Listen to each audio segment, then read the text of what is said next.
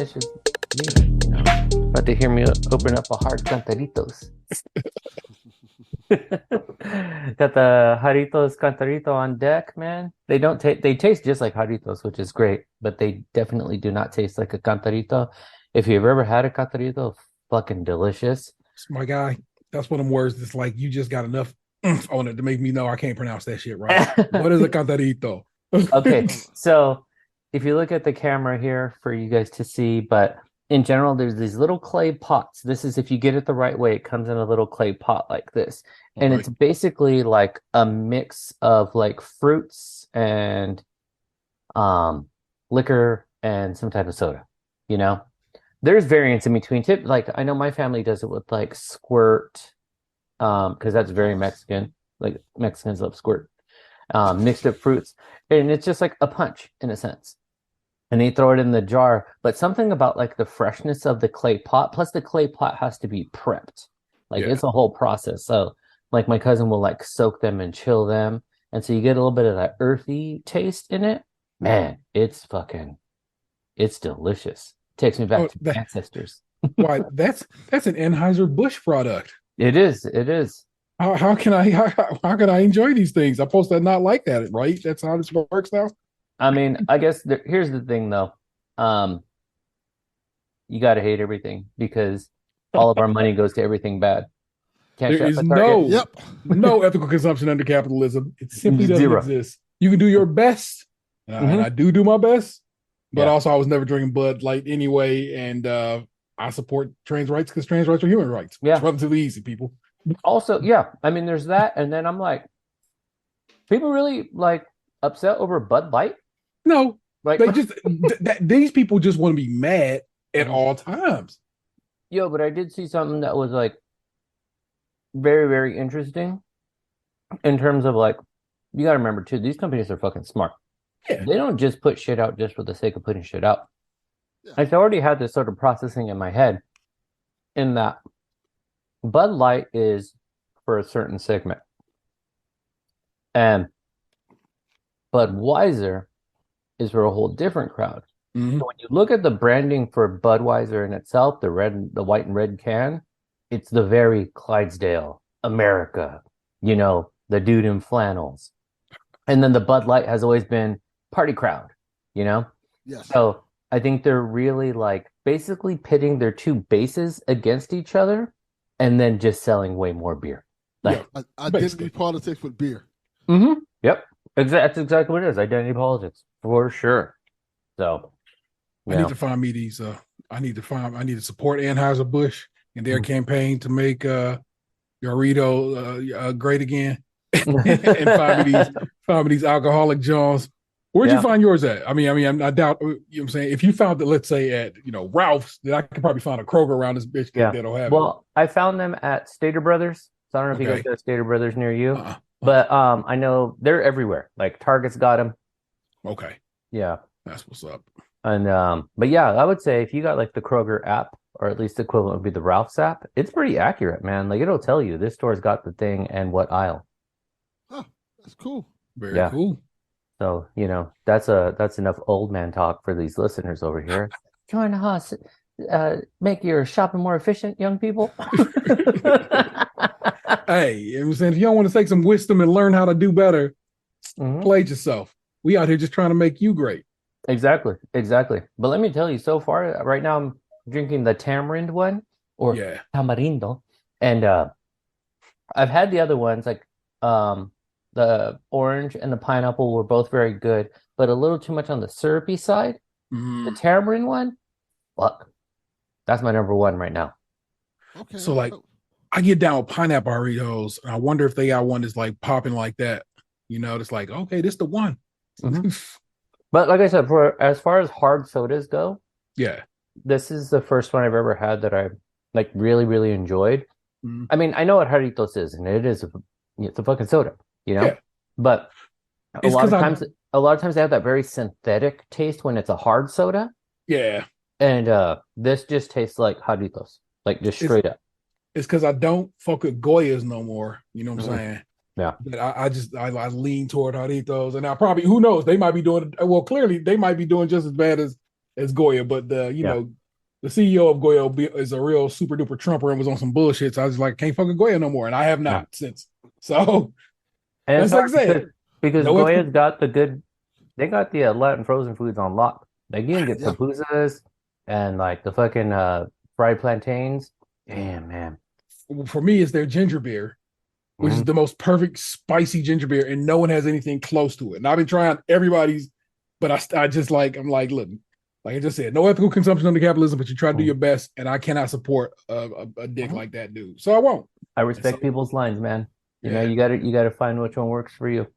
But man, let's get into this. It's been a long minute since we recorded, and I do always find it interesting too when people hit me up and they're like, "You gonna record again or what?" And then I'm like, "Shit, people listen." Yeah, my son asked me, like, "When y'all recording Cadillac?" I'm like, "You listen to the show?" Like, "Yes, one of my favorite shows." I'm like, "Oh." Yeah, I was like watching someone's live the other day, and then they were like, "Oh, Chaufie, you're in here.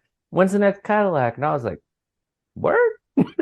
That I chuckle about because my kid be on that shit too. When you recording Cadillac, and I was like, well, we normally do it early in the month, and we didn't get to it in April just because so forth and so on. But we gonna record it, this May one, like right here.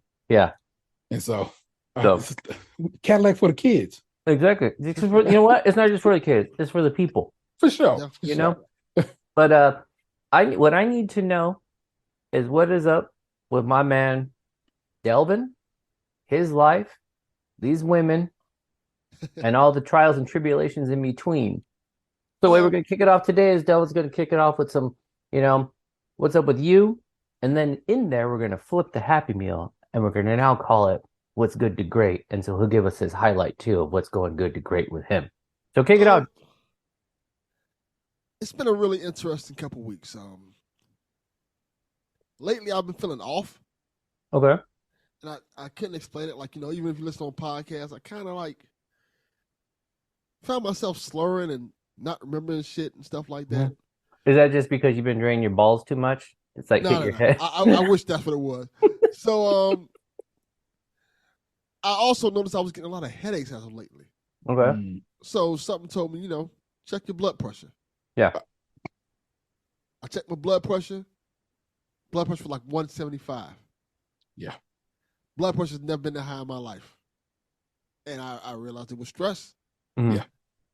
So I've been making more of at these past 2 weeks as me trying to figure out what the hell is going on with me. I've been making more of a conscious effort to mind that. Because I've never experienced this before. And I've never realized, like, this is new for me. Like, I'm saying this because maybe it help other brothers out there who may be feeling something like that. Man, check yourself out and be careful, because that is a scary thing to deal with. And I was like, I didn't realize what was going on with me. I didn't realize how much it affects you, like in terms of like focusing and things like that. And I'm feeling better now, so I'm very happy about that. But these last couple weeks been like a little bit rough, because like trying to just get that in order and checking it daily. And I feel like I got it under control now, so I'm a lot better. Like, I checked it today. I was 115. And this is going from being like the past couple of weeks when I started checking it and noticing the problem, going from being 140 almost every day to back to 115 now. So it's kind of getting back under check, but it was some scary times, to say the least. What was really like stressing you out though? Like, do you know, or is it just? Oh, I know. I very much well know.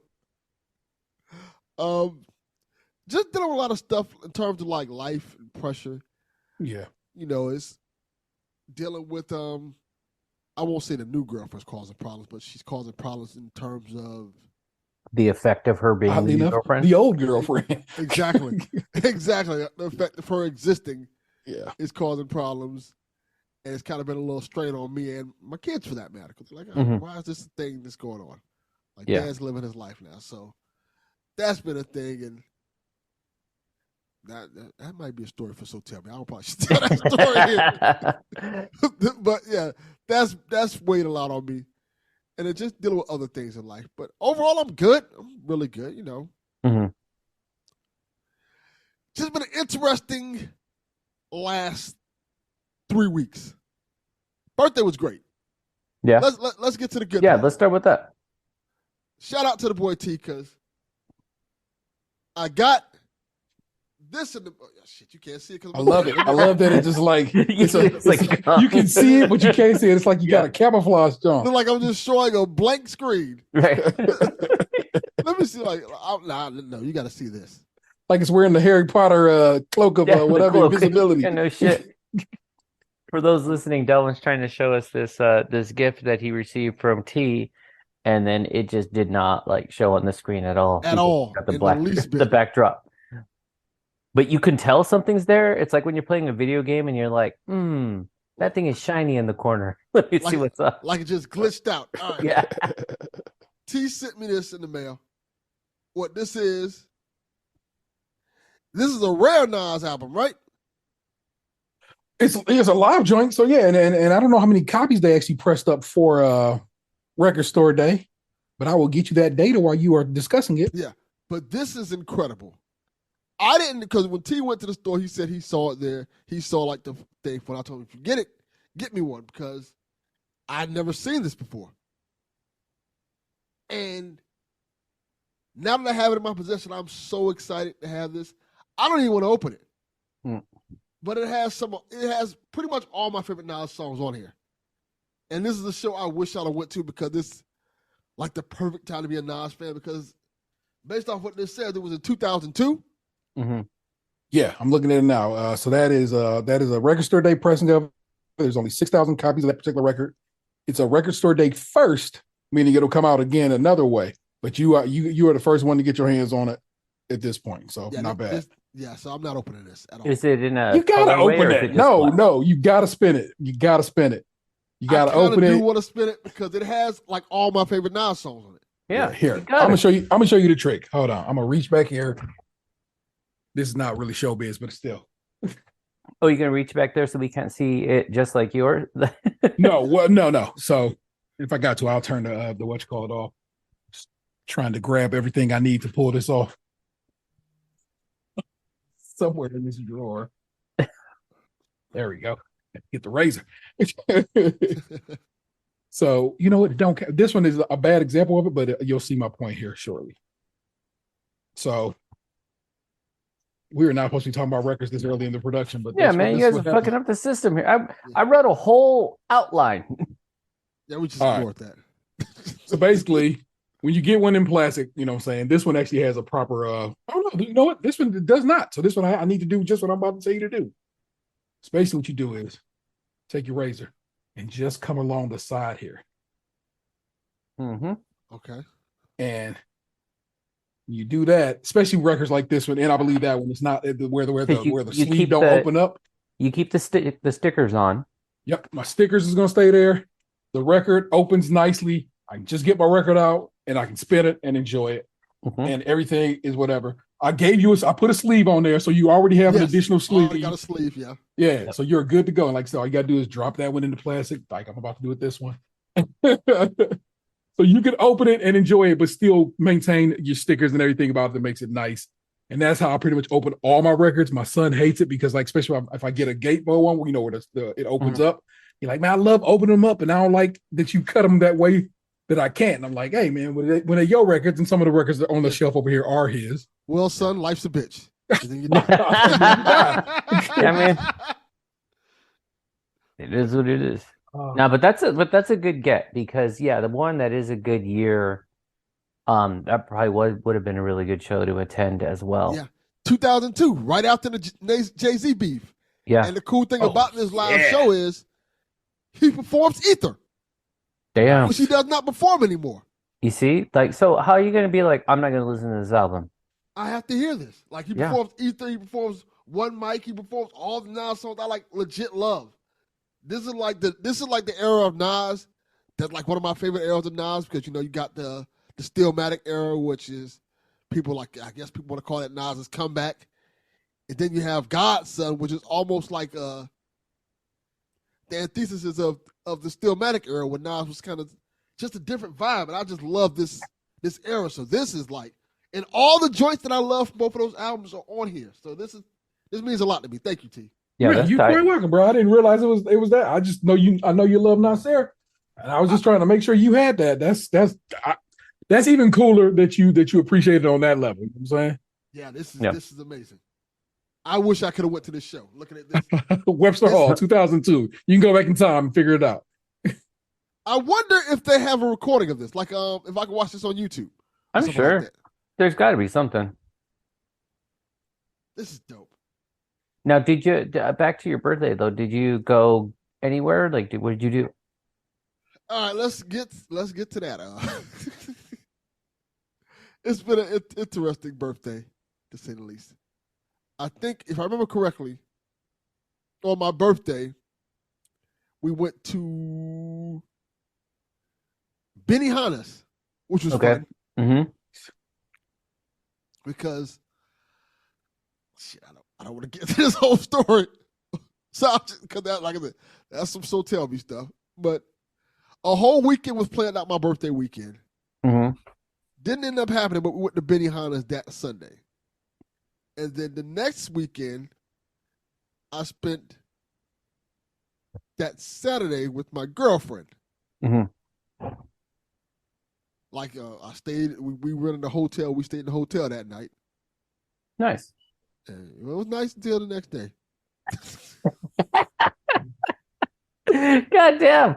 Man, you got to at least tell one of these stories. You can't be leaving people hanging.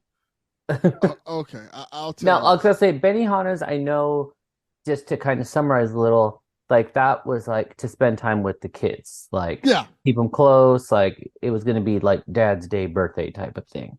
yes, And then the exactly. following weekend, like you said, you were going to be spending it with your girlfriend, kind of hanging out.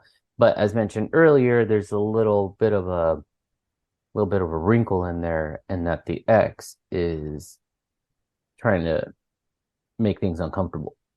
Yeah, and so when I got home, I'll tell this part of it. When I got home from the trip, I was met with an intervention of sorts. What? Yeah, exactly. That's what I said. Like, don't you have to have some type of, like, coke addiction? Yeah. Some type of addiction or issue to then have an intervention? Like, if anything, a podcast intervention should have happened a long time ago, where they've been like, listen, you record too many pods. You need to be back in the crib. That's the intervention that needs to happen. Like, that one, yes. But, like, you went out on a Saturday? No. Yeah. For the first time in, like, 17 years? Yeah. Nope. And that I don't want to tell the whole story, but yeah, it's a little wild when you come home to your kids and your ex, like, sit down, we need to talk, and then the kids are like, we don't care that you're going out. Go live your life, Dad. And like, we good this way, but apparently this one has a problem. Yeah. They're like, we don't know why we're all sitting here. That's kind of what they said. and in fact, I think we're going to go to our rooms and I'll holler at you. Like, why are we here? Like, I don't know. Yeah. We're going back to dinner? Why?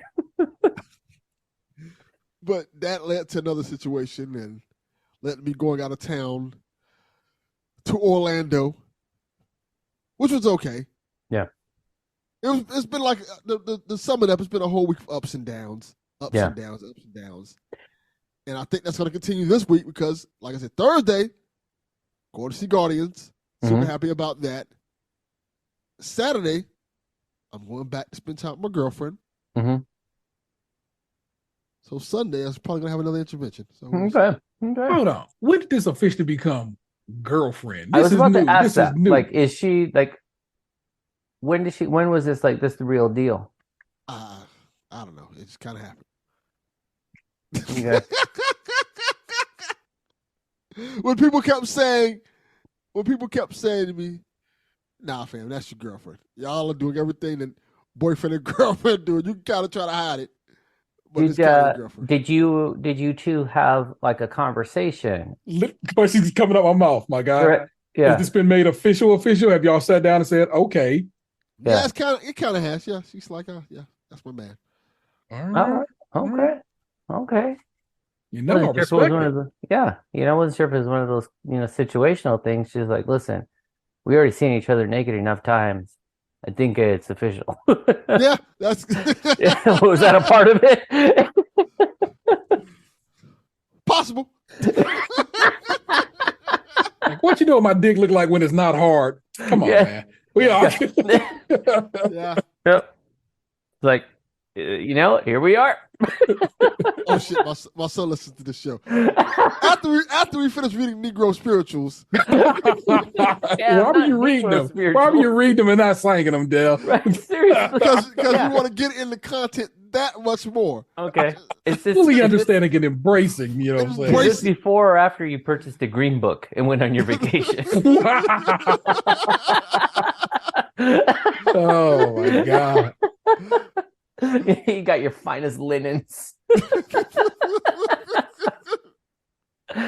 Oh man. Well, so in all these highs and lows, and I know it's probably really, really like I could see why it would add to that mental stress, because it's like you're probably going from like this like euphoric state to then this pit of like, fuck, okay, I gotta go home. And there's probably gonna be some bullshit waiting for me.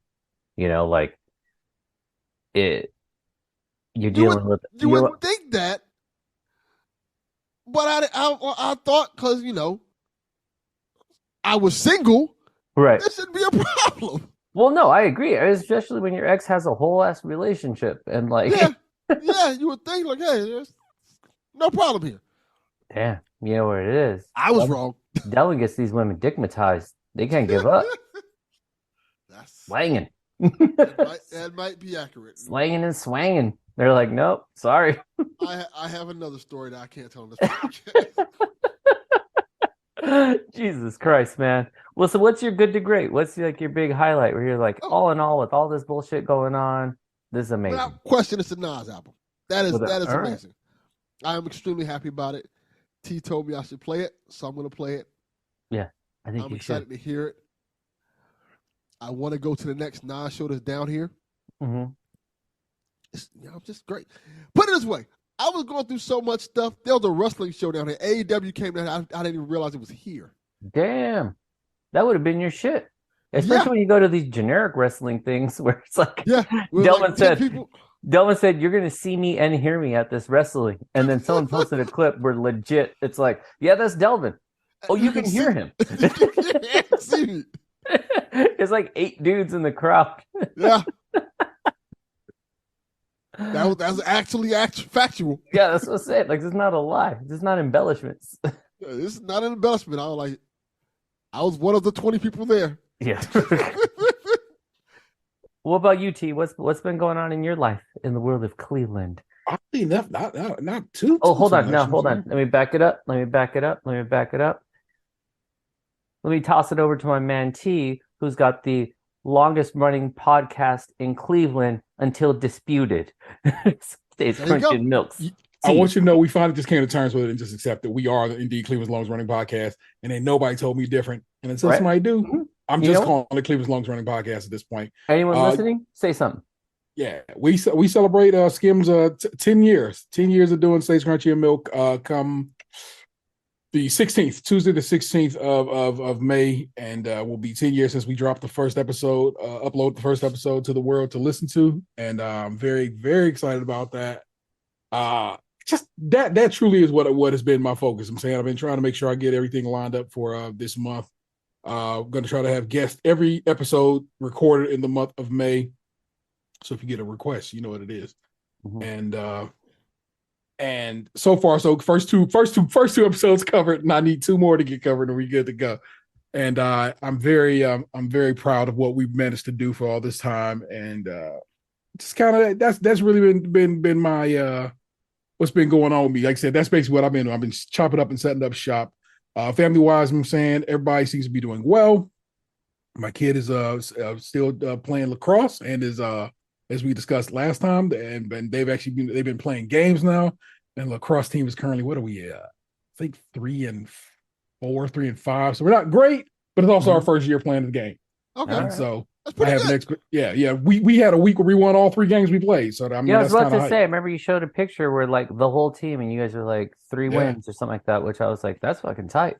Yeah. So I'm excited about that. We got 2 this week, including one against my lady Vanessa's old her high school that she went to. Oh damn! So this will be our second game against them. We beat them the first time. I like to beat them at home. Vanessa, does she wear like a split jersey? Like old schools. That's a hater high school. Like most of us, we no real affinity for that place. So I do recognize I'm one of the few people that really enjoyed like my high school experience, and it wasn't like wild, like shit was crazy. I just had a good time. Dude, for some people, there are some people from high school that I still bang with to this day.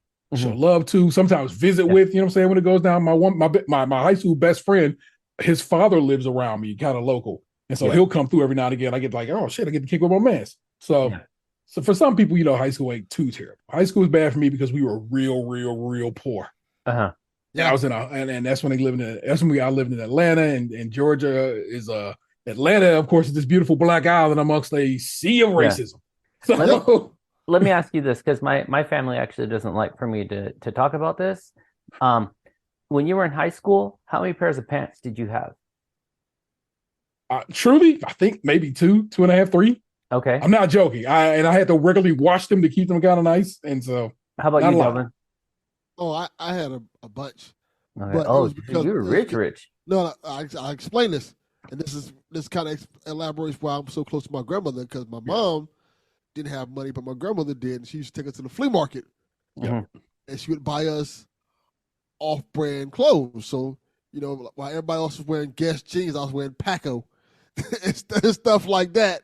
Yeah. So, the Paco jeans had the huge Paco sign on them and stuff like that, so people would try to clown because of that and stuff like that. He wasn't wearing Guess, he was wearing Gay? Yeah. Gay? Wearing South Pole and stuff like that. So, but I found ways to make it look cool. Yeah. Because I like my high school experience was like T. I had 2 pairs of pants and then like a pair of shorts, and then those were like the rotation.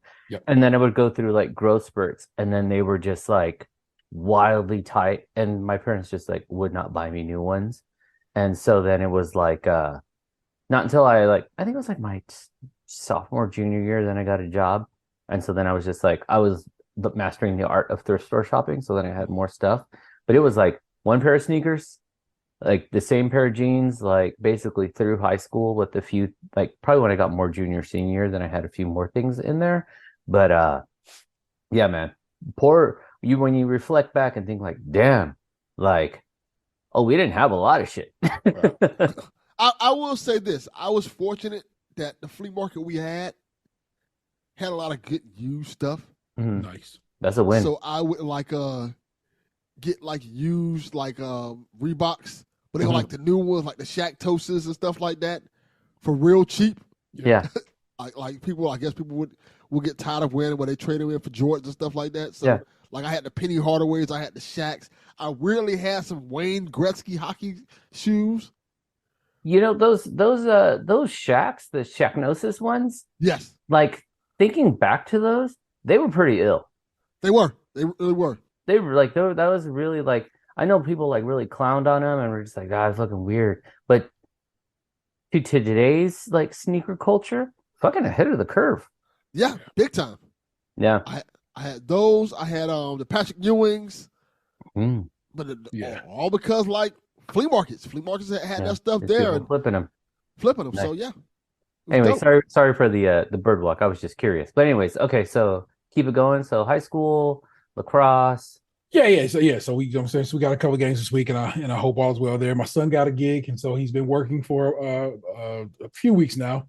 Got his first official job, a real job, full-time job. Okay. You know what I'm saying? 5 days a week, Monday through Friday, so forth. Which is what's the work situation like? What type of service? Works just folding shirts in a warehouse. It's a place to make school uniforms. And that's good. So he goes in there. I get him there every so far until he gets his carbon run. I take him and he gets a ride home, and he absolutely loves it, which is so unique to me. He says, "Man, I put my headphones in, and I just work, and then the day is over, and I come home, and there you go." That's fucking tight though. Like, all right, not so bad. Exactly. Not having a boss who's a dickhead and they made me do this thing today. He's like, nah, man. I do my straight 6. Yep. Yeah. Yeah. He gets his first paycheck this week. We were talking about it yesterday, and I'm like, here's where let's do the math right quick. I'm going, let's run the numbers. He's doing the numbers in his head, which are way inflated. I always just want to set them up for success and be like, look, I know what you said you work, and I know what you think it's gonna be, but actually just cut one of them weeks off completely, just in case if it's not there. And also, if you're thinking 25%, then scooch it up to 30% and say 30% of that shit is gone. You ain't gonna see it. Yeah. And he's like, all right. I go, what'd you put for your withholding? And he goes, I put 0. I go, that's the move, because you put 0, you'll get more back when you do your taxes. Yes. So yeah. So he had actually done that, not knowing he had done that. But I'm like, yeah, man. So far, you are doing what you're supposed to do. Not bad. And I'm proud of you. He gets up every morning. I make his lunch just like when I made it. Because I made my children's lunch their whole lives. So so I make his lunch. I pack his lunch just like I pack his siblings' lunch for school, and send him on his way. And so far so good. Like I said, he's been real good at it. He got all these car parts. All he has to do apparently is put these parts in his car, and his car will be running again, hopefully sooner or later.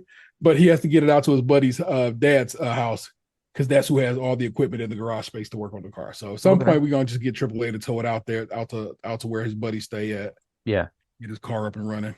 Is he still with his lady too? Yeah, they just went to her prom. Her prom, she graduated this year, so her prom is okay. And in fact, I'll send you the pictures. I'll send you all the pictures in the group, because it really turned out they're very lovely pictures. Vanessa, I was out of town this weekend, but Vanessa took a bunch of very lovely pictures, and I was like, yo, they look so adorable. My little fam. So that's good. Yeah, man. So yeah, like I said, life. Yeah, that's right. You went on a little adventure too. Yeah. I ain't gonna put all that out here. You get that one on Skim. Okay. Hey, just trust. Just so you know, hey, these are some embedded. Like you got to go watch the other thing or listen to the other thing to get the full story. We really do it like the Marvel Comics day. Like, check out issue 168. Story continued on. Oh my gosh. But that's real. So there you go, man. That's like I said, life is not, perfect, but life is pretty ducky. Yeah. And I dig it, man. Did I tell you about Canada? No, you went to Canada again? Yeah. So me and Box dipped up to Canada. Did you get your shreddies? I did get my shreds. I'm down to one. I kind of because how close I was to the border this weekend, wanted to go up again, but I Box was like, no, I don't want to go again. I know you bought that shreddies life. When we went to Canada this last time, it was like kind of cold, kind of dreary, kind of wet. But the intention of me going up there was like, hey, Box, let's go to Fort Erie, which is just across the border from Buffalo. I want to show you this beach I fuck with, and we just go around Fort Erie and go do some shopping, buy some candy for Easter and shit, and so forth and so on. And that was the intention. That's what we planned to do. But telling them at the border crossing, they was like, you going to the beach? It's cold and wet out here. What y'all really coming here for? And we got pulled over for secondary screening at the border. Shut up, really? Yeah, so I had to pull over to space. I'll remember this for the rest of my life, because that's just one of those situations because it's never happened before. Yeah. I had to pull over to space 13, so to get out the car, leave the keys in the whip. And I'm like, okay. I go turn it off. He goes, yes, turn it off. And 3 people come out, and they thoroughly search my car, and like, and so what are you doing? I just going for the area. My buddy's had some health issues as of late. He too has had some blood pressure issues, Delvin, like you've been saying. Okay. And we was just like, let's get the fuck out of town for a little bit, take advantage of these passports, and we'll just go across the border, go bullshit in Canada. What do you know what's going on in Fort Erie that we don't know? And I'm like, I fuck with Fort Erie. Yeah. I go there relatively regularly. It's a cool little town, just like I said, just on the other side of the border. So you get to be like international with it, but not so international with it, Yeah. They got good stores up there. I come back always with like shreddies, my better than American Canadian chocolate. Yeah. My stuff, so on and so on. And so they're like, all right, have a good one. And like, I'm like, you sons of bitches, don't be getting me all pulling me at the border like I did. Like I'm coming in here trafficking whatever in this Honda. Right. Like, buddy. And guess what we did? We drove because it was in the GPS already. So I literally probably could have been like, see right there in the GPS. Yeah. But we drove to the beach. Couldn't really, like I said, it was kind of dreary out that day. Couldn't really do nothing with it. But as far as you know, they might have been like, damn, this fucker knows about like the underbelly of Fort Erie. So they were like, no, you can't come. Like, you might be blowing up the spot. Hey, for sure. We found this game shop. It was called, what was it called? Studio 151, based upon the 151 Pokemon, original Pokemon. Okay. And so it's this card shop. They had Pokemon cards, Magic the Gathering cards. They had a bunch of like modded Game Boys and Play It Loud Nintendo 64s and so forth in the front. Damn, that's cool. And we noticed there was a back area and they had the little, the rope across it. And he was like, hey, what do you, and Box was like, hey, what do you guys do back there? And he goes, oh, hey, you guys want a tour? Damn, imagine this is when you found out the underbelly of Fort Erie, man. No. Imagine the most stereotypical Canadian accent, but also the most stereotypical Canadian niceness. And he goes in there and explains that we build custom PCs for people. We also have some off-the-shelf PCs if you want to buy them. He goes, there's also a space back here. So for gaming, if you want people want to rent the space and they can come back here and set up shop and play games with their people and stuff like that. He goes, we had an event here last night and they ate us all. They ate all the food and strippers. Stuff. Yeah, ate us all. But but his kids, like we go back there and it's his kid back there just sitting on the lovely fancy couch playing on this giant TV playing like, I don't know what he's playing. And his wife was at the shop. Because basically the shop is at their house. You know what I'm saying? It's connected to their house. And so it was a wonderful like little store that we got to find and we chopped it up with and Box bought some stuff from there and so forth. And just super, super duper nice people. We told them how we got put over the border and I'm like, they don't understand that I like this city. I like coming up here. I come up here visiting with my lady and so forth.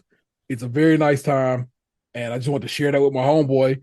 And that didn't make sense to them. So they was like, I don't believe you. I'm like, it's cool, bro. You ain't got to believe me, but I know what I did. Yeah. I enjoy Canada. I enjoy using my passport because, you know what I'm saying? I got that bitch and ain't like I'm close to anything else and I'm not taking it across the ocean no time soon. Right. So I just go, a little 3-hour drive up the way. Yeah, 3 hours not so bad. In a whole other country, man. I think that's so fly. And I enjoy that I can do that. And so that was a good time, man. So that's some things that's been happening in T's life since last we spoke, gents. Nice. What about your good to great? My good to great, man, is Resident Evil 4 Remake. I played on the Xbox, but if you play it anywhere else, enjoy. Resident Evil 4 was, for the very longest time, my absolute favorite video game. The Wii version is the version you want to play before this remake came out. But I ran through this remake once and immediately went back New Game Plus in it on hardcore. And that's where my challenge lies right now. I'm playing on New Game Plus, but I'm playing on hardcore, which is the second to last hardest mode in the game. Because I did it because I had all my guns. I was like, well, if I got all my guns, I can probably just go wreck shop. No, he was wrong. No way, man. But I'm pretty close. I'm at the second to last boss right now. I'm literally at his last phase. So if I can get past this and I can push through the rest of the game, I'll just buy a rocket launcher and pop the last boss like I've been doing since the GameCube days. And that game is wonderful. It's brilliant. It's a solid remake. What they've taken from it, I don't miss too much, and what they've added to it has been a delight. I'm not one of the people who are wilding out because you can't look up Ashley's skirt no more.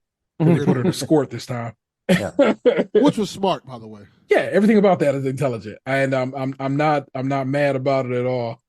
The only part I missed from the OG game is if you played Resident Evil 4, you might remember there's a room that's like basically full of lava and these dragons on the wall blowing fire, not real dragons, but like brass dragons blowing fire. And that room was always pretty sweet to me. And that game, that room's no longer in the game. But besides that, that's the only thing that's missing that I'm like, I can't believe they didn't put that in there.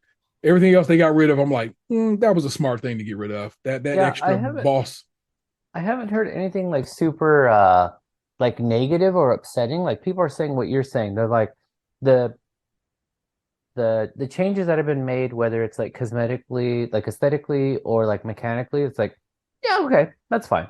Yeah. It's not something so dramatic that you're just like, wait, this whole fucking level or third of the story is like disappearing. It's like, no, it's just a little tweak here and there. It's tweaks, exactly what it is. It's and I feel they're appropriate tweaks. And like I said, some stuff is exactly the same, and some stuff is the same but better.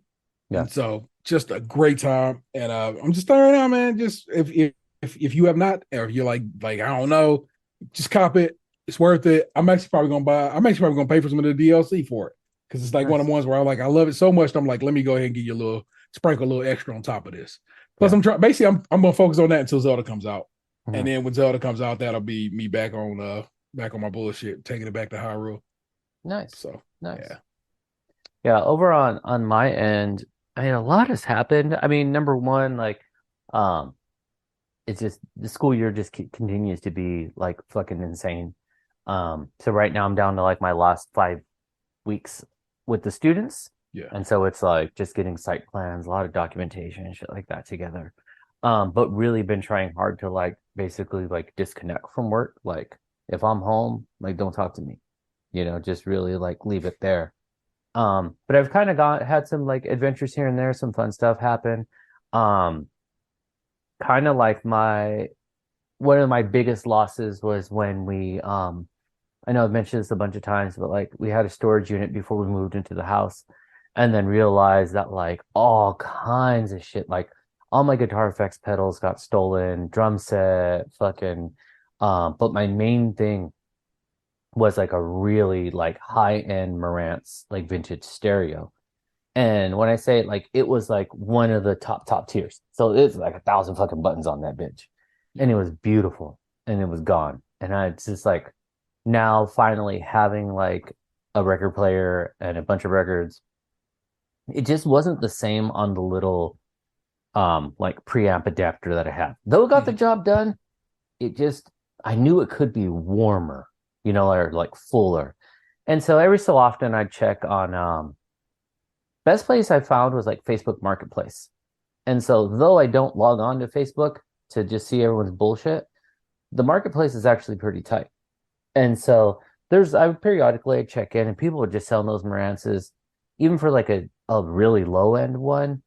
Those bitches were like $800, $1,100. And I was like, yeah, I'm not doing that.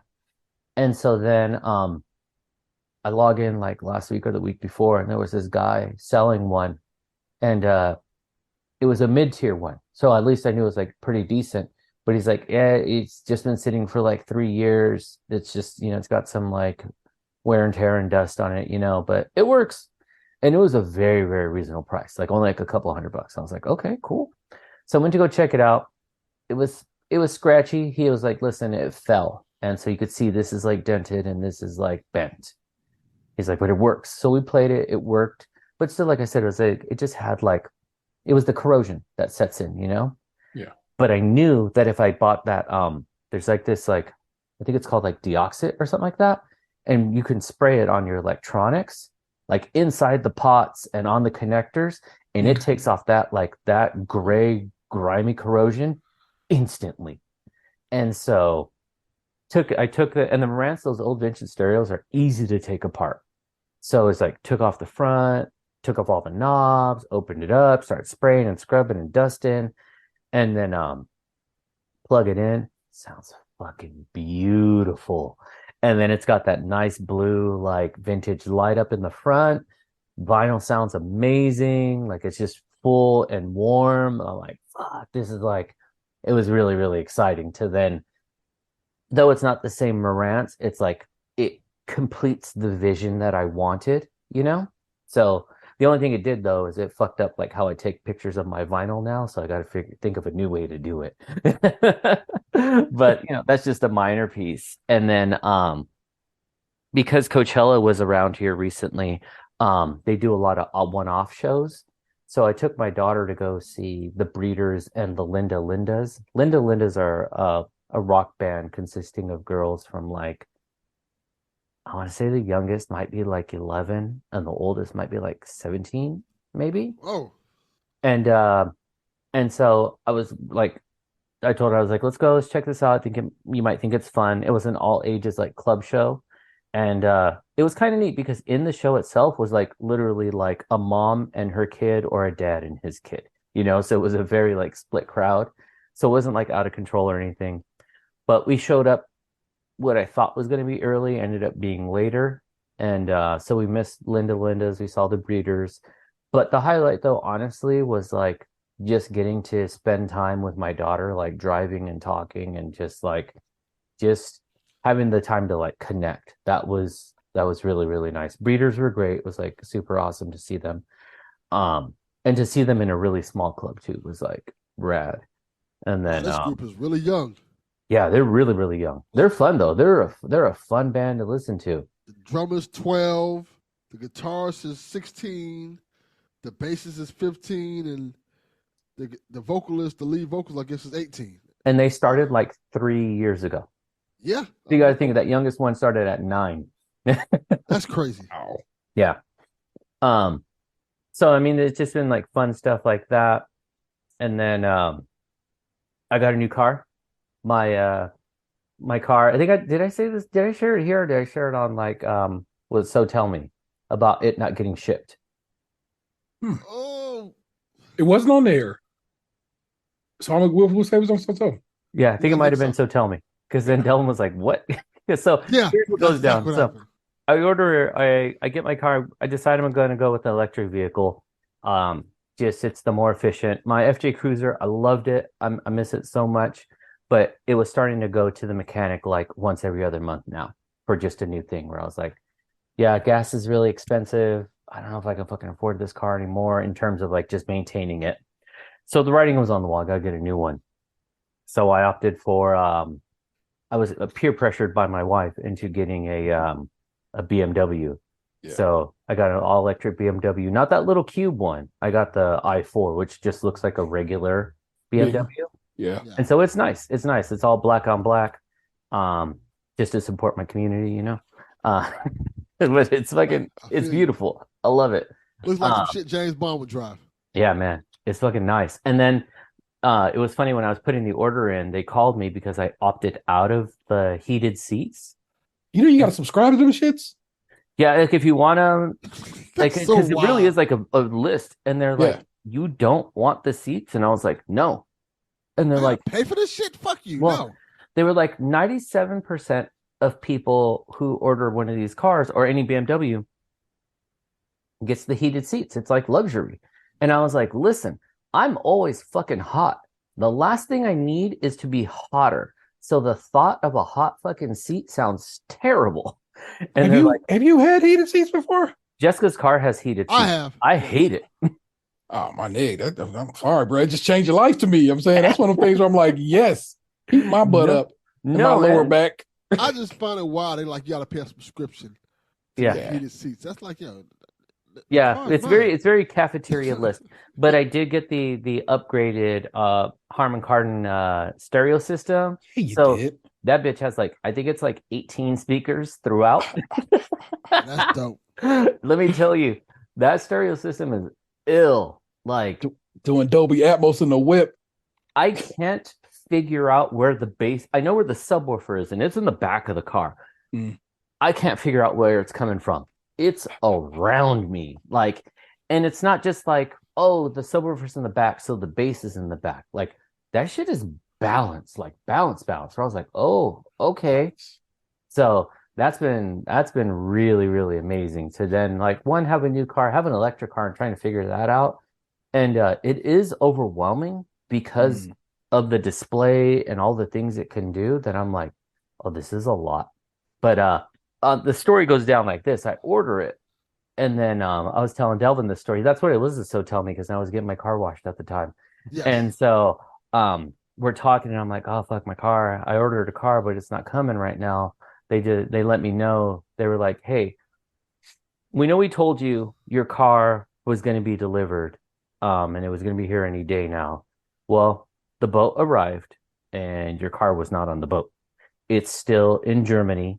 It was on the manifest, just never got put on the boat. Yeah. So then Delvin was like, what the fuck? Like, you're having boats shipped to you? Like, what kind of baller life is this? How the fuck you lose a car? Right, that too. Like, we remember putting the car on the boat, but the car's not here. Fuck you mean? It's a boat. The paper said it got put on the boat. The car didn't get put on the boat. Just because the paper said one thing don't mean it it's a whole ass car. Like, it's not like it's not like they were like, oh shit, yeah, we forgot to pack the USB cable. Like, we forgot to pack the Legos. No, right? No, it's a car. That's not how that works. It's a much bigger thing. But so I had to wait a month longer, which was okay because I wasn't like, oh, I'm desperate to have this car. But as the days got closer, I was like, okay, come on, like let's make this happen. So that was really cool. So I just got my car actually yesterday. Took care of that. And just kind of took it to work today, and I was like, you know what, this is actually kind of tight, because it does. One, it looks like a car, feels like a regular car. It like, and when I say that, it's like, well, no, duh, it's a car, but it doesn't have that Prius look, or you know what I mean? Like something about it is just like, it's not for me. Because I also didn't want a car that was just like corny. And I was like, no, I don't want that. So I'm super stoked with it. I'm happy. And then you have to do anything different in the house to, ports to get it to charge or anything like that there? Like, okay. So eventually I will. Right now it comes with it's either 2 or 3 years of like of free charging. Yeah. And so the closest charger to me is a 2-minute walk. Like it's just there's houses in front of my house, and then right behind that is a very tiny shopping center. Yeah. And their chargers are right there. So when I checked on the map, I was like, oh, fuck. Then I'll just take it there, cash in on the free charging, because I can leave the car, walk home, no big deal, walk back when it's ready.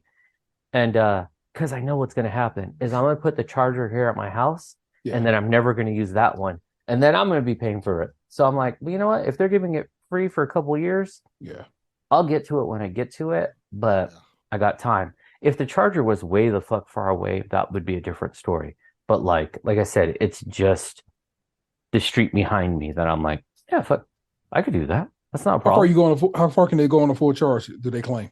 On a full charge at 100%, I believe it can go 260 miles. So not bad. Yeah. And so then I was figuring it out today with my drive to work this morning. Took about, I think it was like 10% of the charge. Okay. And then back home was another 10. And then the miles are weird though, because it does that it collects the energy and puts it back in type of shit. And then because I'm driving on the freeway, it calculates the miles differently. So it's like I left the house today saying that it was gonna I had 167 miles available. And then I came home, lower battery percentage, but I have 162 miles available. Nice. So it's just because of the regenerative and because it wasn't like stop and go. It was like I was just driving on the freeway. So I guess down the road it'll get more adaptive and learn my driving. But I was like, shit, then this is not so bad. So I figure I might be just charging my car maybe once a week, if that, That's so good. Yeah. So that's really, really cool. Better than buying gas. Yeah, straight up. Because that was a big part too. When we went through those moments where it got really expensive. Yeah. Man, I was pushing $100 on a tank. That's the thing. When we was paying, $4, you was paying $8. Yeah. Because Cali don't play. And they really don't want y'all using gas. They want y'all, they're saying at y'all best to use alternatives or to get off of it. Yeah. So yeah, I'm off that. And then so that should kind of really help out too, because one, I don't want to have a car payment, but when I started doing a little bit of the calculation on how much I was paying in petrol, in gas, I'm like, yeah, that was very close to my car payment in just gas, where I was like, okay, then that should be fine. Yeah. But my good to great though is back to my daughter Lucy. Yeah. So we know we got Gavin, GP working on his rap career. I've actually been really, really proud of him lately because he's got his little recording studio desk going on, and when I get home from work, I hear him in the room. He's working. So I'm just telling him, I was like, get something out. Come on, man, let's put it together. On the flip side, and this came from the conversation I had with my daughter when I took her to see the breeders, and she was like, does it make you happy that both your kids are into music? And I was like, yeah, of course it makes me happy, but it doesn't really matter that both you guys are into music. I'd be happy with whatever you guys do. I don't want her to feel pigeonholed. Yeah. She goes, but it is weird that we have different styles of music that we do. And I was like, no, that's totally true. Because Lucy is actually very fast creative. She is a TikTok generation type of kid. She will make a dance and a video and a song in 5 minutes. Boom. And it's a package. And if you're familiar with these guys were popular when the Strokes first came out, and they were called the Moldy Peaches, and they were the anti-folk era. Really, really weird. Do you remember the song in Juno? It was the main song that blew up. It's not coming to me right now. Anyways, go back to it later, look it up. but their songs were just real quirky, real lo-fi, real weird. Yeah. And so Lucy makes music like that. But it's fun. Like it's really, really like catchy shit too, where I'm like, if she could like wrangle this in a little better, she could make a very unique album that I think that it's not going to be for the masses, but I think it would get a following where people would be like, yeah, man, oh, you're into that? I'm into this weirdo shit over here. You know? I got to share with you the song she made the other day. That's what the fuck is this stupid ass song called? And like I said, it's a weird song. It's called Poopy Dookie Pug. And then it's got two styles of music in it where her and her friends sing different verses at the same time. It's real unique. But so it's like I started thinking, you know what? It was really easy to put Gavin's music out. I think I'm gonna start posting her music too. For sure. Just get her out there on like Apple Music and Spotify. Yeah. It doesn't have to take off, but honestly, it's kind of like podcasting. It's a time capsule. Yeah. It'll be there. Like you just go back to it. Just go listen to it. Like it's saved in a space instead of like, fuck, it was all on the iPad and I don't know where it is now, you know? Yeah. So I think that's something for me. That's a real highlight. One, she does it all by herself. Whereas like my son does need support and it does a pretty good job. She's just like, oh, I just use this app and then I drag it over here. And then we wrote this out and now here's the dance and here's the artwork and it's a fucking complete item. And I'm like, you know what? Not bad. Like I'm with it. So I'm super proud of her and her creativity and just being an independent person. It's like pretty rad because it's very easy to just be like, to be a young person and be like, I got to be like everyone else. You know, she's just like, I'll just be me. I'll be weird.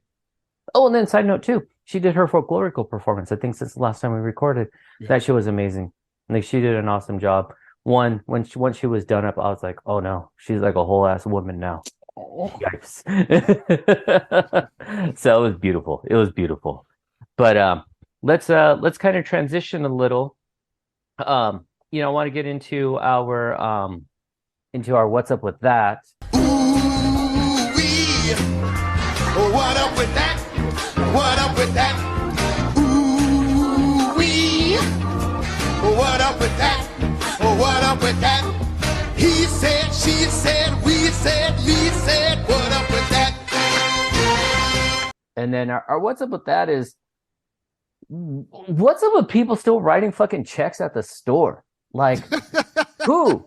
Why? Like, why are you still doing this? I do not understand. I do not comprehend, especially when I see you motherfuckers opening your wallet, the big wallet with the checkbook, and then I see all your cards. Yeah. Maybe just grab one of those 40 fucking cards you have and swipe it. No, the cards have a specificity to them. They're used for specific things and for certain reasons. Whereas them checks is coming out of a specific account, a checking account that is used for this type of spending, and it's whatever. Also, it is 2023. Writing the check is not even writing the check no more. You usually pull the check out, sign it, hand it to the cashier, and they run it through a machine. Okay, no. There is no work being done here. I'm telling you. You hang into the wrong circles. I'm telling you, they go up, and what pissed me off was when it happened back to back, where the person in front of them started writing a check. And then this is the other kicker too. Now I gotta wait for you to balance your fucking budget right now too. You gotta write it down, subtract. That is horseshit. And I'm like, you know what? Go find a fucking table. Get out of here. And I'm sitting there with like just 2 items to buy. And then the next lady goes up and then she reached in and pulled out the big wallet. And I was like, this bitch is going to write a check. But also, if you are going into these situations, then you should have prepared. You go in there having already scrawled a little signature on there. Exactly. Or at least you go into it having already written in. And like I said, most of these situations don't require you to do this anymore. Most of the times, like I said, you literally just have to sign it. Sign your name. Yeah, and then they run it through the and they run it through the receipt machine. And it does everything. It fills out the store information, the amount, so forth and so on. And then they'll show you the check and be like, everything look good? And you're like, oh yeah, yes it does. I mean, these motherfuckers were a shade away from a ledger. Like, about to come with the big book. Right, exactly. They put on the little accountant's hat and this little sleevey things. They're like, okay. It's like, bro, I'm going to hand you a receipt. Take that, and then when you get to the car, write it down in your ledger and keep them motherfucking moving. Yeah. Don't do this. Yeah. Don't. But they old, right? You just see no youthful people doing this, right? Well, okay. This is where how old I am in my head versus how old I am in reality. Yeah. And those aren't the same thing. So the first lady, yeah, she was old. Yeah. The second lady, my best guess is that she looked 55, but she was a white lady, so she was probably 27. So a Cali 55 or a regular 55, because y'all shit's different. She looked like a regular 55. Like she had on like the mom shorts with like a fucking "Don't worry, be happy" type of t-shirt, some type of slogan-y saying type of thing. The short mom hair, like because she can't be bothered to like maintain it anymore, type of thing. All right, so she was definitely California 40. Yeah. So, and then I'm like, okay, if she looks 55, then she might be like 42, and I'm 47. Yeah. So that's what I said. There's what I think I am in my head versus what I am in reality. And then I walk up and I'm like, Apple Pay. Bloop, bloop. Okay, let's go. Bruh. I was where was I at? I was at a bakery when we were up in Detroit this weekend, and I go and the card reader just looked from the future. It didn't look quite like normal, and I go, well, wait a minute. Now we tapping, we Apple Pay in here. You know what I'm saying? I try to ask because it's like there are a couple spots still that don't. Walmart, biggest retailer on the planet, don't do Apple Pay. Yeah, crazy. Yeah, but she's like, yeah, you just have to wait, and then you what'd she say? She said when it turns green, you can do it, and I'm like, okay. So I'm waiting for it to turn green. She's like, oh no. What I mean is put your phone up against it, and then it will turn green, and that means you paid. I'm like, but that's not what you just said, my guy. Yeah, you said when it turns green, then I pay. You know what I'm saying? Because that is a lot of things. A lot of stores function like that. They'd be like, wait a hot second, it's gonna turn red, and then you'll put your card up to it, and it'll turn yellow, then green, and so forth and so on. There's steps involved. But have you ever taught someone how to use Apple Pay, like an older person? No. Okay, let me tell you. You want to bring some fucking magical joy to someone's life? Find that opportunity. Like I did this with my wife, but then recently, one of my coworkers, I think we were going to get lunch, and she looked over at me with like panic in her face, and she's like, "I left my wallet at work." And at first, I was gonna be like, "All right, cool. I'll pick up your lunch. You pick me up next time." Yeah. And then I was like, "You're literally holding your phone and you're wearing an Apple Watch." And she's like, uh-huh. And I was like, you have Apple Pay, right? And she goes, I don't know what to do. And I was like, okay, listen, pick up your phone, double tap the side twice, look at your screen, hold it over. And she's like, that's it? She's like, I don't know, it's scary. And then when she did it and then looked over at me, it was like a fucking child getting the most amazing gift on Christmas, just glowing. I can't believe it was this easy. I learned something new today. Wow, this is amazing. And then I was like, she about to got our whole account. She don't know where that money come from. She thinking that's magic money. Man, she was amazing. Money? And then I flipped her lid. I was like, you can use Apple Pay to like text people too. Like you could text them money. Same with Venmo. I send money to my kid all the time. Way. And she was like, what? And I was like, watch. Because Gavin wanted some money. I was like, my son asked me for like $5 today. So then I was like, ding, ding, ding, ding, text. And I go, now he has $5 to spend. And she was like, oh my God. She's like, I'm always having to drive to the bank and do this and that. I was like, yo, shit, what? I never have figured out how do you do it with the watch? You do it with the watch ever, or do you just always do it with the phone? I don't have a watch, but I believe I believe you just tap the ring and. Yes, you tap the ring and put it towards the thing. Yeah. All right. I'm a tempted at a place where like traffic is a little slower, where I can make that. If it don't work, I'm like, hold on, we testing something here, people. Yeah. Yeah, I know. I've looked it up for my wife to do it, but like I've been very close to getting Apple Watches like many times because I think they're cool as shit. But I, like you notice, like I got no accessories on me. It's just uncomfortable. So then I'm like, when I put a watch on, I'm like, oh, it's just tight. And then I put it on, I'm like, get the fuck off. Like, no. Like, why this arm's all heavy now? Fucking snacking on my wrist. No. My problem with the Apple Watch is almost every other smartwatch looks like better than the Apple Watch. Like the Apple Watch just looks the same. On this one we disagree. I got the as you can barely see it. I got the they put this out for a Black History Month like 2 years ago. Yeah. And so even if you looked at the back of it, actually like it like is whatever scratched on the back of it. I have no idea what turn of phrase I'm trying to use. Apple Watch? Yeah, it's Apple Watch. Etched in. Thank you. The word etch was not happening.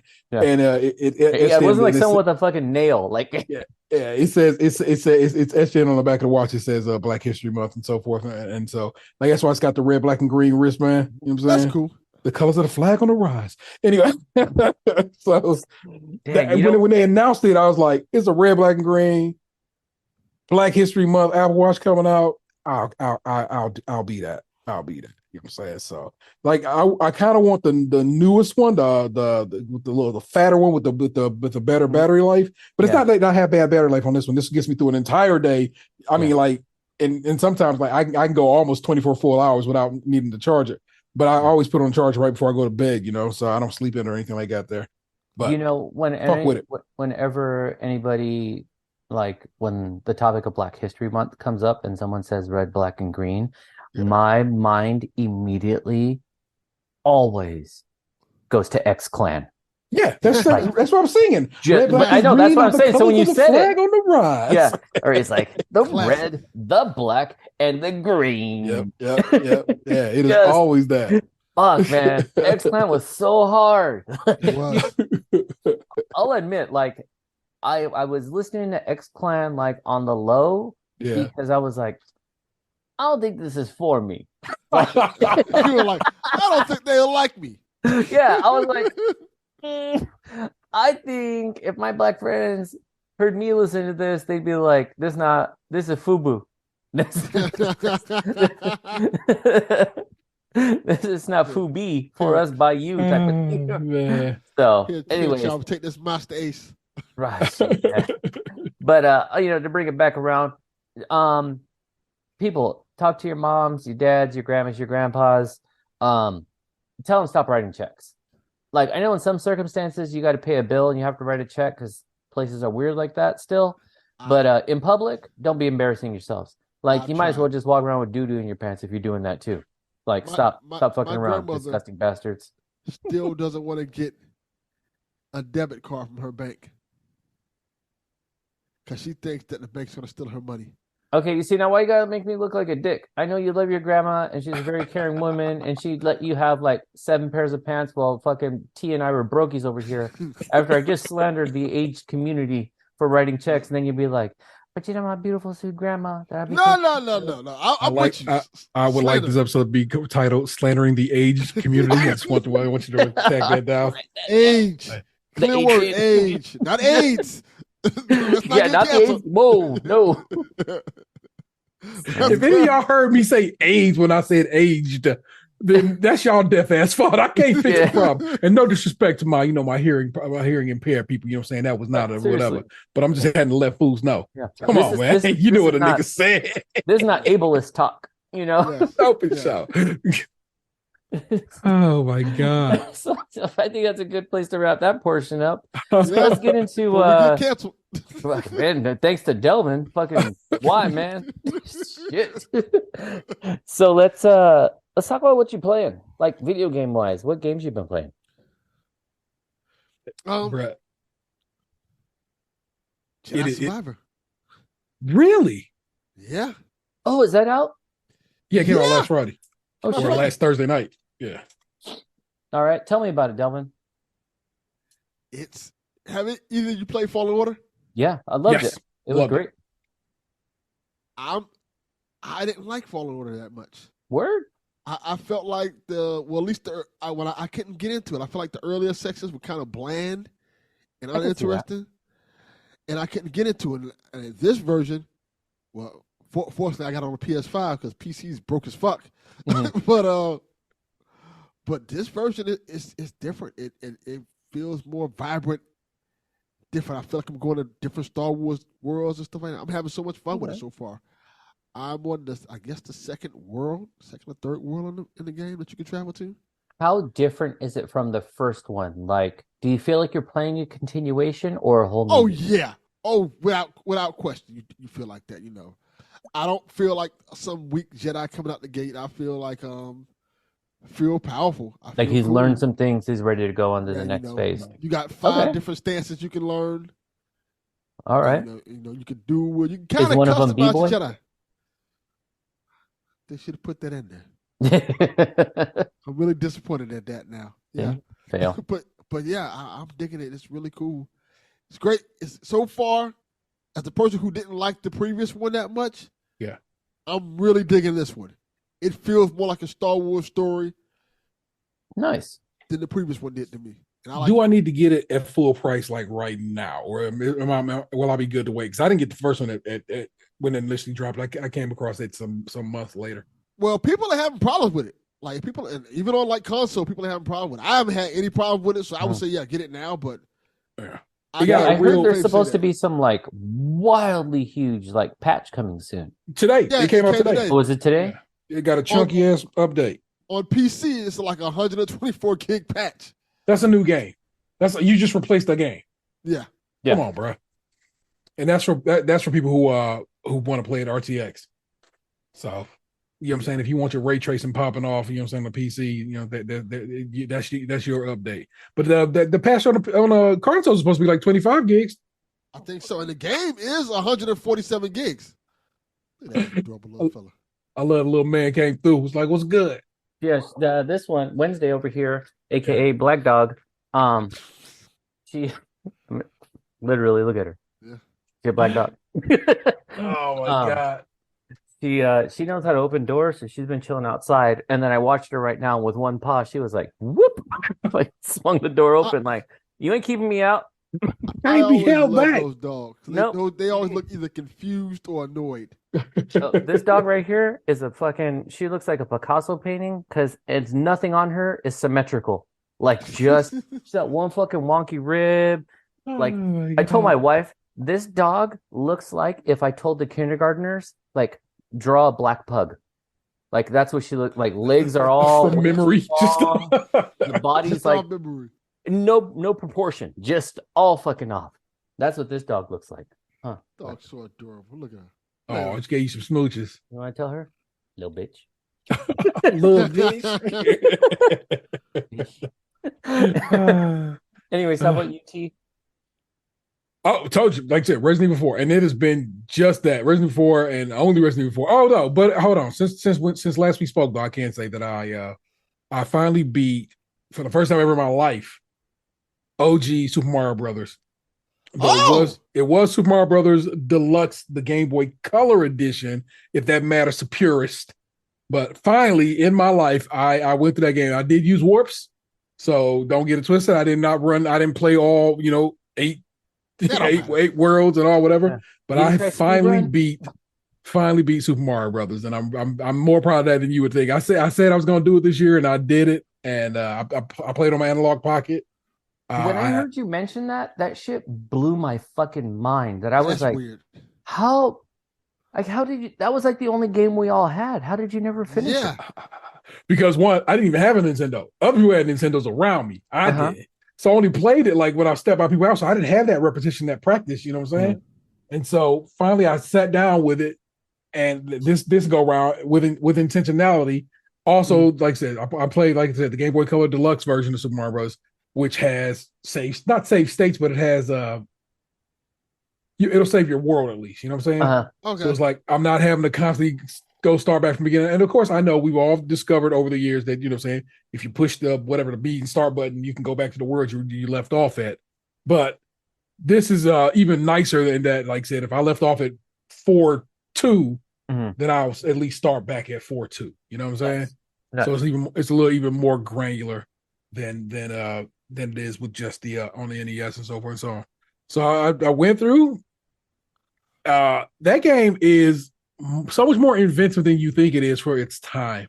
Oh, Especially really toward that last world where it's like it's basically a kind of a maze. But imagine doing a maze, left to right, where it's like you have to start up here, go through, and you hear a bell ring. You go through the next one, you hear a bell ring. You go through bell ring. Okay, and then it switches again. Now you got a new set of maze to work your way through. So in this one, you go through the middle and then up and then down. If you hear the bells ring every time, that means you did it right. If it goes, you didn't do it right, and you'll go back over and rotate back around again.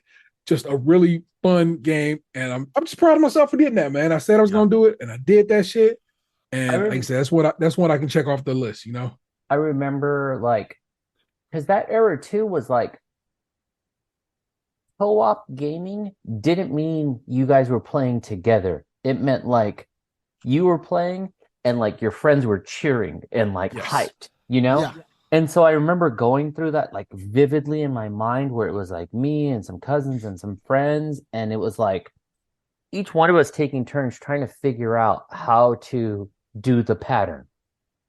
And then so once we got further and further and then finally making it through and being like, fuck, like what? It was like we had like won the lottery. It was like that amazing. So that's really, really cool that you got to go through that and that it still holds up. I know for sure. It's one of those things I keep telling myself is that I have warped through Super Mario 3, and it's a great game, but I have never played it all the way through, and it's something I've told myself, like, I need to play it through. Like, I want to play it through. I just haven't done it. Set yourself a little game goal, people, if you are a gamer of some sort. Just a little something, a reasonable little game goal that you think you can do. That's because nothing wrong with having a reasonable goal anyway in your life. You know what I'm saying? It's kind of nice to be able to do a little something for yourself and only for yourself, and maybe beat Super Mario Brothers 3. Yeah, I need to beat Super Mario Brothers 2, which I've never finished. Oh, and that's like actually, I know everyone. Yes, it's not Mario. It's fucking Doki Doki World, whatever. Doki Doki Panic. Yeah. That is like my favorite Mario game, just because it was so weird that I was like, I really like this. Because it was cartoony, and I was like, "This shit is fun." I know for me, I've been playing a lot of the Call of Duty mobile just because it's pick up and play, and then really got into Atomic Hearts. Now, that game is it's not great, but I really got sucked into it. It's the weirdest, it's really weird. Yeah, it's like a walking sim where you battle sometimes. I don't know. It's just different. It's very pretentious. Yeah, I'll give it that. Yeah, I would say so. And but it doesn't have a hard learning curve, and it's enough that you can just kind of push through. I think right now I'm in the last section. I just haven't had the time to dip back in, but I've been really enjoying that game. Where I thought, when I first started playing, I was like, damn, when I saw the hype and the adventure that was behind it, I was like, this game's going to be amazing. And then it was flat. I was like, this kind of sucks. Yeah. But then, like I said, once I committed to it and started figuring out how it functioned, because it doesn't handhold. So when you're trying to figure out how to do your special maneuvers and things like that, it took a lot of YouTubing and Googling to figure things out. And then once I got it dialed in, I fucking wreck shop left and right. And then figure out the little, it's if you figuring out little puzzle patterns, not literal puzzles, then this is your type of game. So I've been playing that. And then, like I said, Call of Duty Mobile. I know I have something on deck after this, but that Resident Evil is calling my name. Yeah. I got it's great. It's so good. Yeah. It's not, I don't know if y'all focus scary games. I'm not a scary game fan. I do. But it's not scary either. It's just it's thrilling, you know what I'm saying? And you'll get snuck up on every now and again, and you'll be like, oh shit, that's that did scare me, but that's not the kind of game it was. It was the truest sense of an adventure game. Yeah. It really was, because it didn't, though it had the Resident Evil elements, it moved from the horror. Yep. And it was just that game is so good. So really I'm looking forward to playing more of that. So or at least getting back into it. Yeah. What about what are you guys watching? Of course, Ted Lasso. Absolutely love Ted Lasso. It's one of my favorite shows ever. I've been watching a ton of actually people recapping earlier seasons, but I abide by Ted Lasso. If you are not into just if you think maybe people always talk about Ted Lasso, but should I really watch it? You really should. It is just a delightful show. From the same producers, there's a show on Apple TV called Shrinking. They just did they finished their first season. That show was amazing. I loved it. That show was also really great, and I think you should get down with that. What show? Ooh. Bob Hart's Abishola, CBS sitcom. 19-minute episodes, nothing huge or anything great about it, but it's a fun show. If you remember that show, Mike and Molly from years ago, Melissa McCarthy and Billy, what's his name? Well, Billy plays who plays Bob in this show. And he falls in love with and eventually marries a Nigerian woman, Abishola. And it's so fun. And I think as I sit and watch it, I'm like, this is really introducing Middle America to the notion that, no, it's not just Africa. It's specific countries within Africa. And in this case, it's a specific country of Nigeria, and learned about Nigerian like culture and so forth and so on. And I really kind of just dig that. That's a Chuck Lorre show. So you ever watched 2.5 Men and so forth and so on? He's produced so many TV shows that you know about. That's his show, and I really enjoyed it. First 3 seasons are on HBO Max, and the current season is on Paramount Plus. I just caught up and watched all of Picard. Okay. Also on Paramount Plus. That me and my mom used to watch Star Trek, The Next Generation together all the time, and she hit me up one day last week. Was like, "Did you watch Picard?" And I'm like, "Oh, well, I'm like 2 seasons behind. What's good?" And she's like, "Oh, never mind." And I was like, oh, "Okay, clearly I need to watch Picard." Yeah. So not only did I watch it, I stayed up wild late multiple times last week because I was watching multiple episodes and got down on that one. So Picard is fantastic, and it ended. It was the series finale, and it ended in such a fantastic way. A real proper goodbye to the next gen crew, and I fuck with that. And of course, my homeboy Carl Tart show Grand Crew. It's available on Peacock, and they just finished up their second season. We hope they get a third. You should be watching Grand Crew. It is an amazing, funny show, and both seasons are only 10 episodes each. So you know what I'm saying, not a long watch, but real fun and funny show. Yeah. What about you, Delvin? I haven't been watching much. I'm catching up on The Mandalorian. I'm enjoying it so far. I don't think it's as strong as the previous seasons, but it's still good, I think. Wraps up real good, too. Yeah, I'm almost there. With that. Yeah. I also watched John Wick 4. Nice. Yeah, same. Which I loved a lot. Yeah. As a person who I saw 1 and 2, didn't see 3, but I was like, these are fine. Yeah. I absolutely loved 4. 4 is great. Wait, you haven't seen 3? I have not seen 3. Neither have I, and I own it. It's like right there. I just bought it too. I bought it before I saw 4. I bought it before I went to go see 4. And I didn't watch it because I just hadn't had time. And that goes back to everything this month. 1 is my favorite, just in general. I think it kicks it all off. Yeah. 3 is really good. Like, don't sleep on it. Watch it. It's good.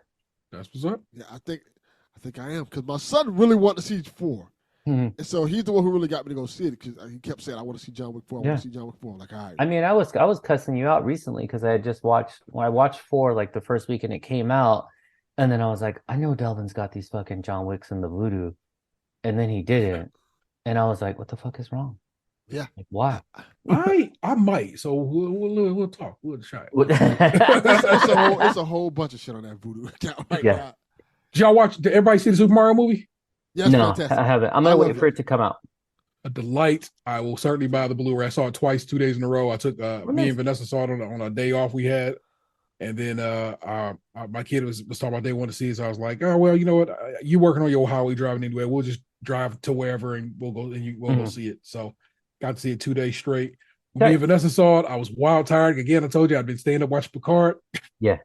So I fell straight to sleep on that movie. Damn. Not saying it's a bad movie, but you get in them comfy seats, in a nice dark spot, snuggle up against your lady, and like, it's a wrap. Lights out. So the next day, I was much more awake and fluid and ready for it, and I really, really super enjoyed that movie. It's really well done. Yeah. I also it's made $1 billion, so come on. Yeah. And it's still going. Yeah. I also watch for a podcast The Sound of Music, which I've never seen before. Yeah. It's good. That movie takes a turn that second half. Oh yeah. Oh yeah. Like, didn't expect this to happen. Don't sleep on World War II popping, baby. Exactly.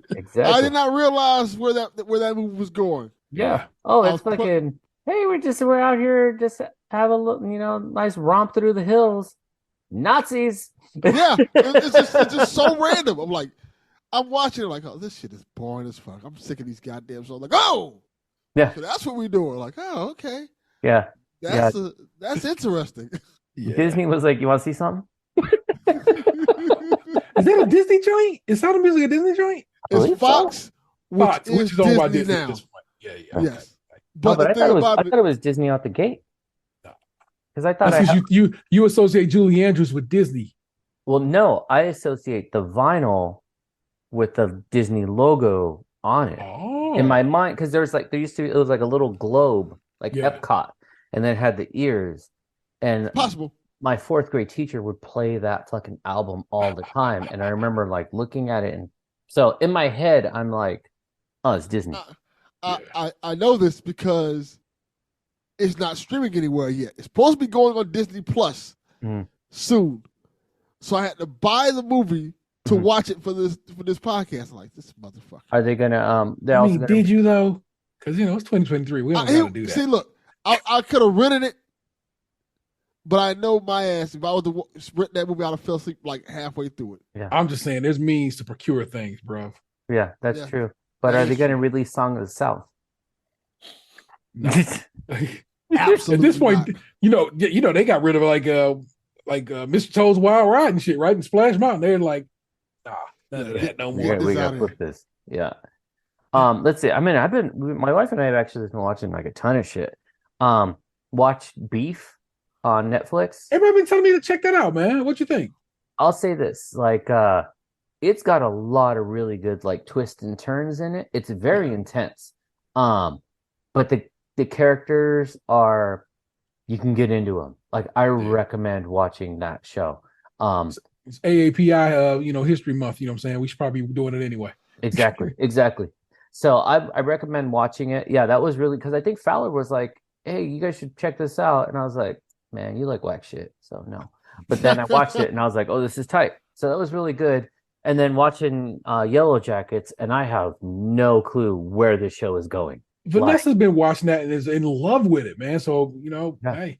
No, the show's rad. Like I watched first season out the gate, and I was like, this show is tight. But this season is like, and it's not saying it in a bad way. It's like there's so many possibilities that I don't know where it can go because it can go into a lot of them. My worry is that it's going to turn into Lost. I was just describing that show to somebody like that. That it's kind of like Lost. Yeah. I didn't finish the first season because my Showtime subscription ended. I'm not going to renew Showtime for this. I'm just be real with you. If you got Paramount Plus, they have added Showtime to Paramount Plus for like another $1 a month. Oh, okay. Or maybe $2 a month. I think it's $2 a month. So if you already got Paramount Plus and you're paying for it, just go ahead and pay the extra $2, and then you got all the Showtime shit right there. Yeah. I might just do that. But so we've been watching that, and then we started watching I think it's called Love and Death. It's the fucking Scarlet Witch. What's her name? Elizabeth Olsen. Yeah, Elizabeth Olsen. So she's like one of the main characters in it, and it's about this this lady in like Texas, maybe, and actually like intentionally like basically you get the feel she's just like a bored housewife, wants to have an affair with this guy. Yeah. And then the twist and turns in there. Someone gets murdered along the way. Yep. Let's just watch that one too. So y'all got some real. And the drama's intense. Like it's a trippy show because it's very light. Like surface wise, you're like, man, this show's kind of corny. Whatever, this churchy shit. But then when they start doing their little like twist and turns, it's like, damn, you guys some sneaky motherfuckers. Nice. So that was good. And then the one that I've really, really been hooked on is catching up and getting ready to wrap up Barry. Yeah. That show, fuck, man.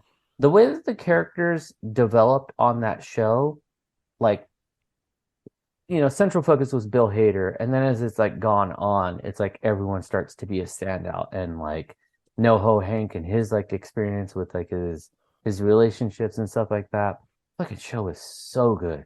Like I know people were hyped about it when it first came up, and now I feel like they're just like sleeping on it now. Like, whatever. Nah. If you stopped watching, go back to where you were and then continue forward because it's just like it just kept getting better. But I did want to talk about Mandalorian since you brought it up. I really struggled with this season. Like I felt like hates it. I felt like it didn't one, there was no need for Grogu. Like we all love seeing Grogu on the screen. But there was no purpose. There was no purpose for Din Djarin. Like it really could have been another show. And I was just like, I don't like maybe not. I think it came back too soon. You know what it is? It feels like what they did with Boba Fett.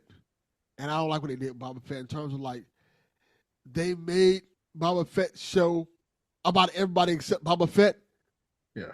So it's like, and they're kind of doing the same thing with Mando. I'm like, I could see Mando. that. The Boba Fett show then, like halfway through, turned into the Mandalorian with Din Djarin and Grogu, and then this Mandalorian. Some of the best Mandalorian is at the end of Boba Fett's. Yeah, straight up. So yeah, brilliant. And then you get to this new season, and it's like Din Djarin and Grogu are there, but it's mostly about was it Bo-Katan? Is that her name? Yes, Bo-Katan. And then like they never wrapped up the story with the guy who was like getting the fucking shock treatment to the dome.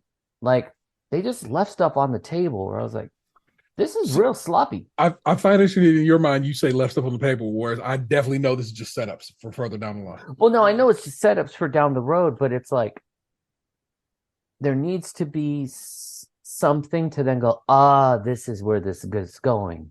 Because it's kind of like when Luke takes Grogu and then all of a sudden it's like, so then I mean shit no more? Like, that is just, I don't know. They're doing weird things with that where I was like, okay, I was not feeling it. So. They're trying to expand the universe and the way they're doing it is unnatural. Yeah. Oddly enough, not expanding because it's basically just taking stuff that's already there. Yeah. Yeah. It's just expanding it they're trying to expand the audience. Yes. Who may not be aware of some of all the stuff that we got popping right here. The Darksaber, which was, if you watched Clone Wars, was a part of that shit. But I didn't know about the Darksaber until after, till when they came through on Mando. Well, Boba Fett. And so I've seen the previews for Ahsoka. Very excited for it. Yes. And so, but like I know of, but I don't know nothing about what his name? Thrawn. Yeah, Admiral Thrawn. I'm aware of it because I know that they wrote books about this dude, but I don't know that dude. Watch Star Wars Rebels. Man, then I gotta watch Star Wars Rebels. You can see the bond I'm in. Star Wars Rebels is really good. Yeah, so we shall see. We shall see. But I did enjoy the season of Mandalorian. But also I go into these things so real chill, man. I don't go into it like I must know all things. I just like, hey, there we go. It's my man fucking Carl Weathers out here doing a damn thing, directing like a champ.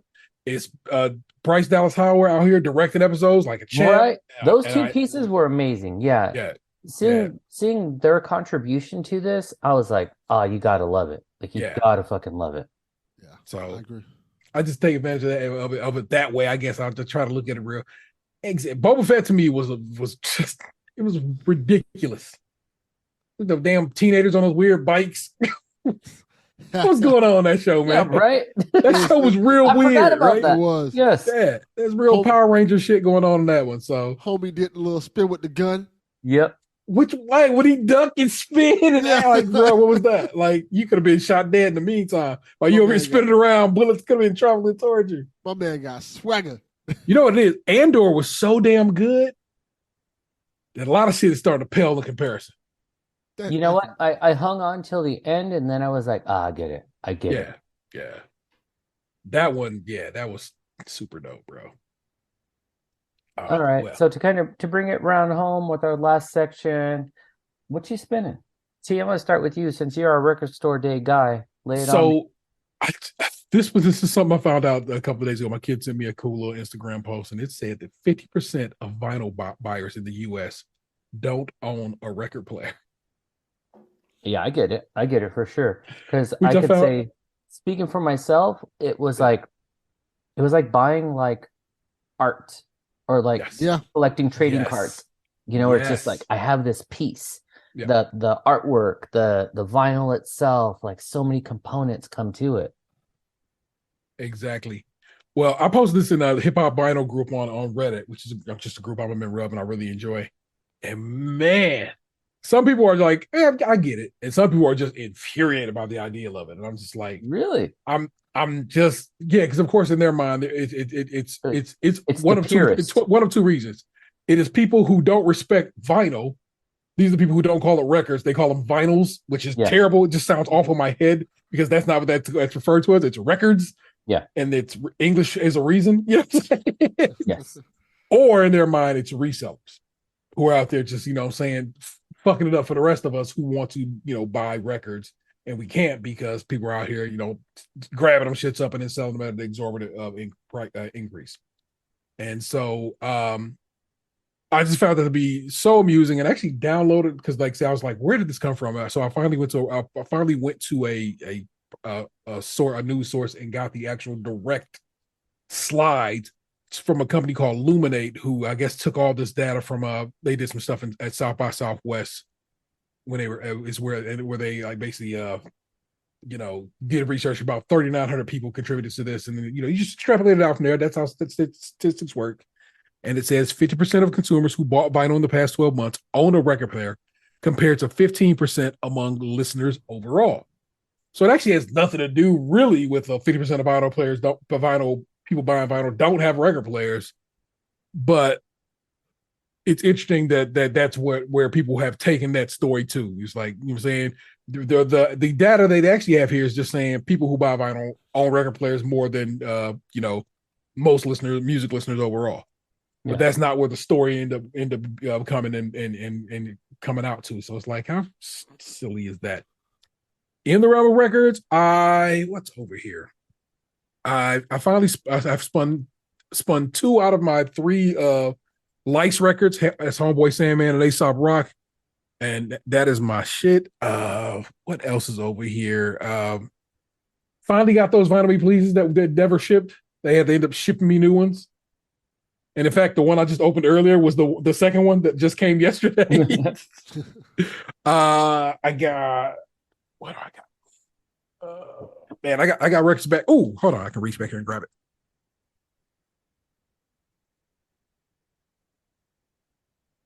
Got my 99 Lufbalons record store day that shit's picture awesome. disc. You know what I'm saying? 40th anniversary of 99 Lufbalons. It's a German joint, you know what I'm saying? Not the American joint on there, which I didn't realize was so. Anyway, there's a whole story back there. You should go look that up. You know what I'm saying? So I got that, man, and got that Earl Sweatshirt.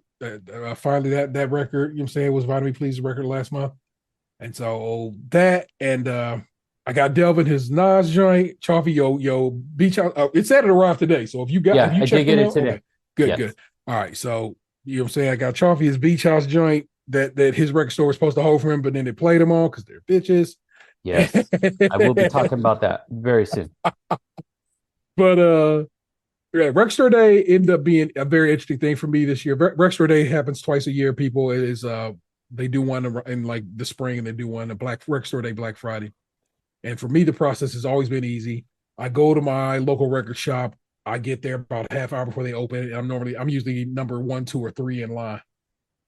This year, I was like number 23 in line, having done the same thing. And I was like, what the hell is going on? And I'm standing there in line, I'm noticing little giggles and so forth. And I'm like, there is never women in this line. Is it Taylor Swift album? Unless I bring Vanessa with me. It's got to be this Tay album. And it was. Yeah. Which is so dumb. It's not dumb to me. I'm never going to disrespect people for like I said, taking up the hobby of collecting records, because I fuck with it the long and the short way. What the thing to me is like, it's not like that was a rare record. They pressed up 75,000 copies of that. Yeah. You didn't have to be there today to get that. And in fact, most people got it well after the fact. You know what I'm saying? But they wanted to get it. And so they showed up and they showed out, because that's what Tay fans do. And it must be respected. It must be respected. And I want to say it might have come with like a few like minor accessories, like maybe like a mini poster or something like that. So I think that was like, or like a tote or some shit. Like it was something, it came with something. Yeah. But yeah, I'll jump into mine. First I'm gonna start off with my disappointment in my local record shop. One, I struggle with it because I want to contribute to the independent shop, right? Yeah. But also they are just not kind people. And they are the high fidelity crowd and the too cool for you. And I'm like, number one, they don't curate very well. They really like, I don't know, it feels like it's stuck like in the early 2000s with what they're like putting out. And I'm just like, man, you got their hip hop section is terrible. And then just in general, like what they have, I'm like, I don't know. I don't like it. But like I said, I wanted to support something local, so I'm like, okay, let me see what's what. But what kind of put the nail in the coffin for me was the record store day, where it was like, hey, you pre-order it, we hold it for you, great. Okay, boom. And then my appointment was like for 12:30.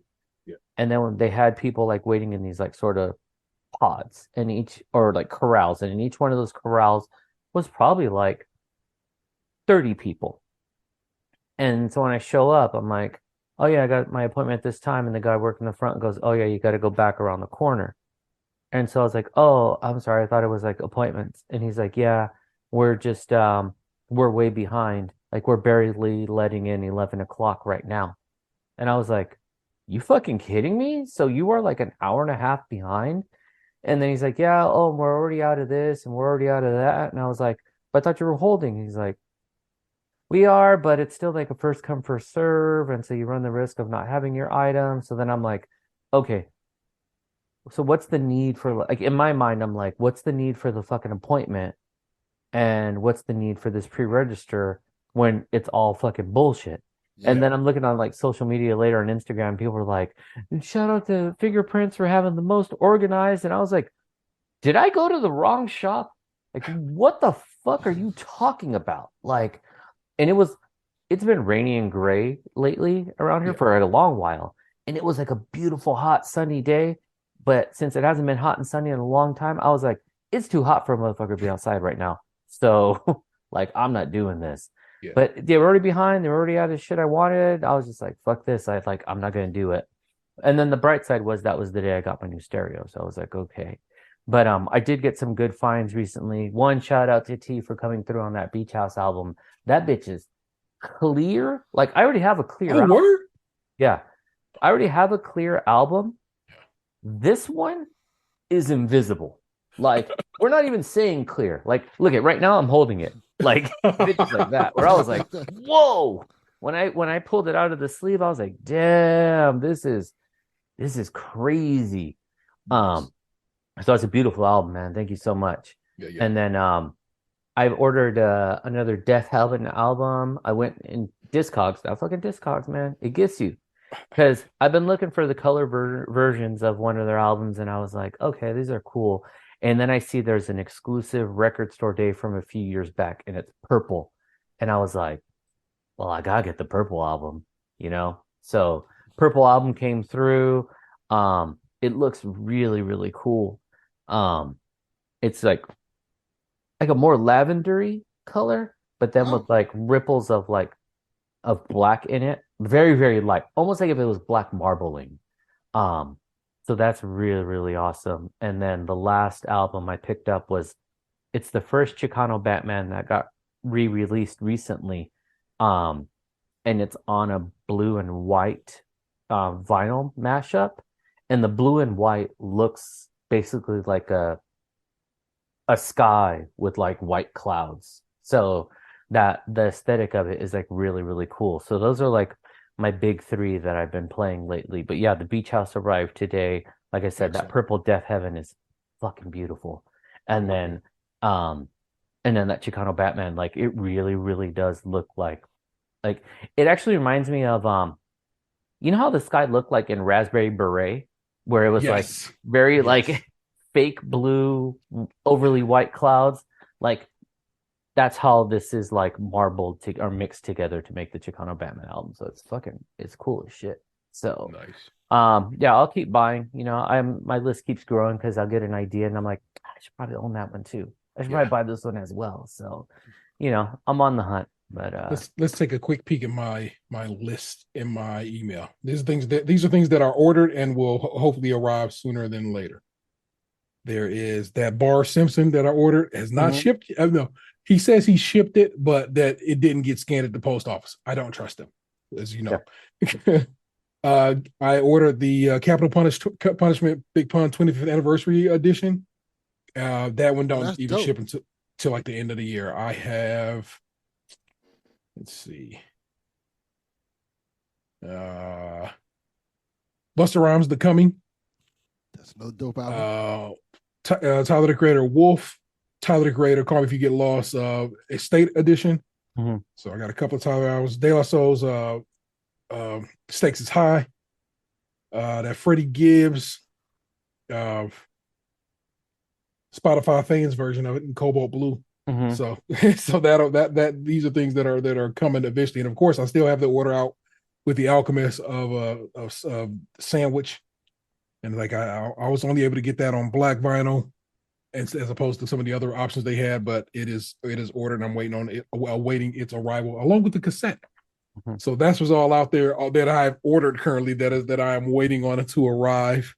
So I know I'm waiting on two things, but I can only remember one, and that's the Danny Brown JPEG Mafia Scaring the Hose Volume 1. So I'm waiting for that one to show up, but I can't remember the second album I have. Though I have been toying around with picking up that, and I know you got it, and there's still copies of the Huzzah, Mr. Motherfucking Esquire. Yeah, you should. It's a really nice little everything. I didn't know there were still copies available. There's still copies. I checked. They made like 50. Ago. You think that would have just sold right out? Right. And so I'm like, fuck, you know what? It was one of those things where you get that little voice in your ear, like, you should buy this.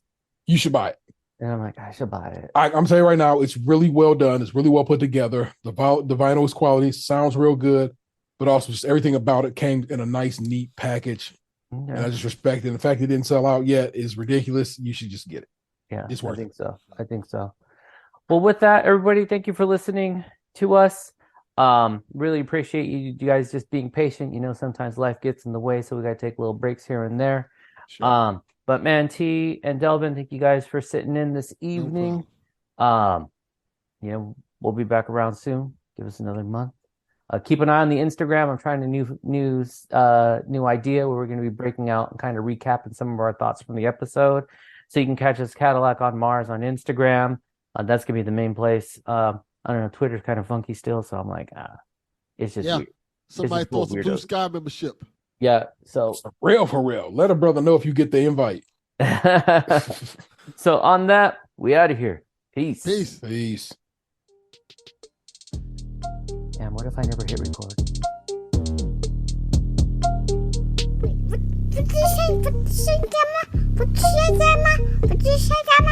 What you say, Grandma? Mama. What? What you say, Grandma? What you say? Grandma's not here. Grandma's not here. You're not here?